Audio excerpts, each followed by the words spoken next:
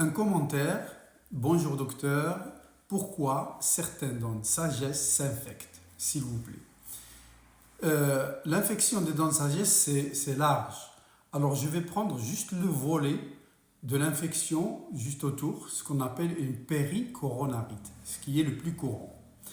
Qu'est-ce que c'est une péricoronarite? Les dents de sagesse, comme vous le savez, ils viennent tard, à partir de 17-18 ans. Et quand ils arrivent, souvent ils n'ont pas de place.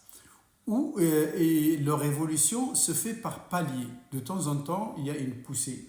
Et quand il y a cette poussée, il y a la gencive encore qui les recouvre, ou partiellement ou totalement.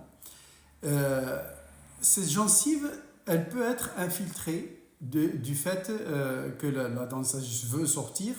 Il y a certainement un passage toujours quelque part qui s'infiltre, ne serait-ce que la salive avec les bactéries. En plus de ça, souvent on les mordit, surtout les dents de sagesse du bas. La dent de sagesse du haut, c'est les sorties où l'autre dent, à côté de la deuxième molaire du haut, elle va toucher cette gencive. Alors le phénomène s'amplifie.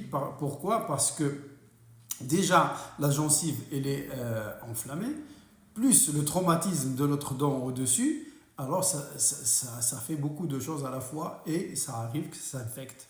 Et cette infection autour de la dent de sagesse, c'est ce qu'on appelle une péricoronarite. Donc cet état de la gencive et de la dent de sagesse, il y a des remèdes. Premièrement, on pense souvent à faire des bains de bouche pour atténuer tout ça. Si ça ne suffit pas, il vaut mieux carrément prendre des antibiotiques pour traiter ça, car ça peut suppurer, etc. Et si vraiment il n'y a pas, disons, assez de place ou que la gencive vraiment elle embête, à ce moment-là, on peut même ce qu'on appelle décapuchonner, c'est-à-dire enlever la gencive autour de la dent de sagesse et la laisser pousser librement. Donc il y a plusieurs possibilités.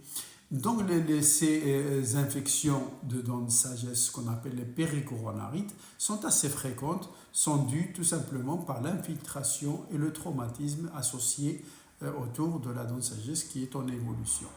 Voilà.